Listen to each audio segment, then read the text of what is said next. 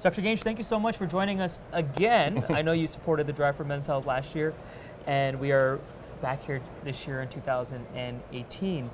And this year, again, we're going across the country trying to get men to improve their lives and their health, but we're still having a hard time getting into their heads. So what do you see are some of the challenges that we're facing as clinicians, or how can we kind of circumvent some of those challenges? First of all, thank you for what you're doing. I think this effort is very, very admirable, and it is very impactful. Yeah. I think people are changing their lives, their behavior as a result. My impression is that men are passive, where they could be active and save themselves a whole lot of trouble. I think men are typically a little bit afraid of intervention. In fact, the majority of the men that come to my office have appointments made for them by a partner, typically a female partner. So fortunately, there are partners to these somewhat passive individuals, and they care, and that leads to some intervention ultimately that might not have otherwise happened.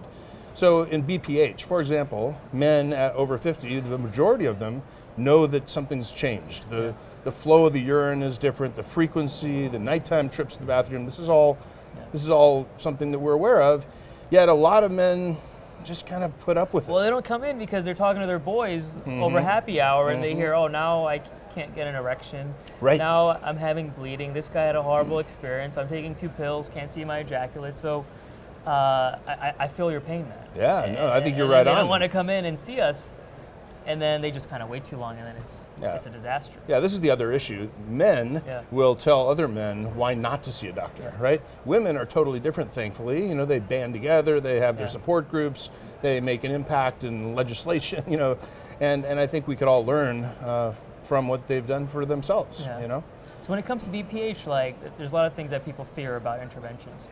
Right, so as you said, men get this mistaken idea that if they have something done for their prostate condition, they're going to lose their sex life, they're going to, dribble urine the rest of their lives, and sometimes it's because they misunderstand that the intervention isn't actually removal of the prostate. Somebody says, I had my prostate removed, and maybe he means he had it opened in some way, but he shares in such a way that he scares all of his buddies, and it scares them out of doing the right thing.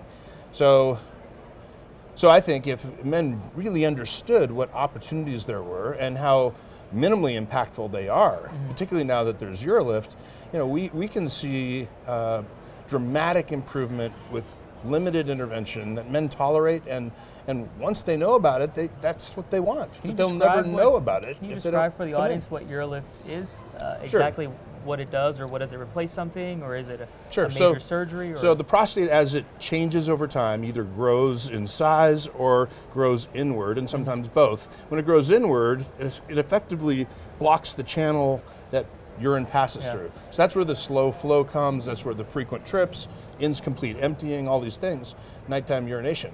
So historically, the way to manage that has been to carve out all this tissue with a procedure called a TURP. And a TURP is loaded with side effects. Not to mention, I think my patients call it a rotor. You can be on medications, which does kind of a poor job and have their own set of side effects. Or in the middle of those two things is the placement of little tiny devices that act somewhat like anchors to open the channel with minimal intervention. So this is a procedure that takes minutes, very little bleeding, rarely needs a catheter, and has no sexual consequences whatsoever. And now 60,000 procedures. What would be those sexual side effects you would see with some of the other stuff? Yeah, with the TURP surgery, loss of ejaculation in most of patients, 60-70% of men. Sometimes loss of erectile function in at least 10% of men. Oh, wow. With the pills, similar numbers. You lose ejaculation with some, you lose erection and sexual drive with others. So there's still a place for, there may still be men that need the rotor, there's still maybe men that just want to try the medication. Right. But this really has been a game changer. And at the AUA this year, I saw a lot of abstracts come out, and in some of the guidelines, they infused the UroLift system in there. Do you mind kind of updating us about exactly what those guidelines are saying? So this UroLift procedure isn't brand new. Started in 2005 in Australia, went through Europe, came to the United States. In 2011, we did a clinical trial that was 5 years in duration, and all that led to approvals and performance of the procedure. Now, with nearly 60,000 procedures performed worldwide, everything I just said continues to prove itself. Yeah. The previous guidelines, and these are things that all doctors, practice in accordance with. These are established practice patterns which are approved by our main bodies. Here we are at the American Urological Association.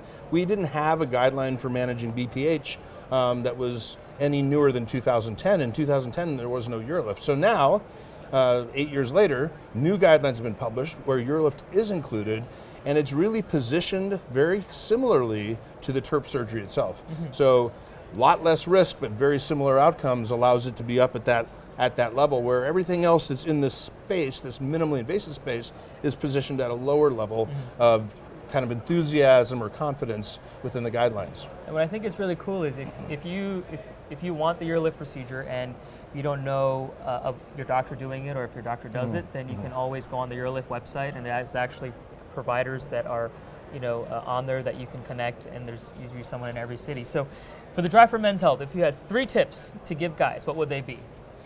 I would say that every man over 50, certainly over 50, go to your family doctor once a year and get a checkup. Find out what the screening tests are that you need. Sometimes we're talking here about prostate cancer screening tests, colon cancer screening tests.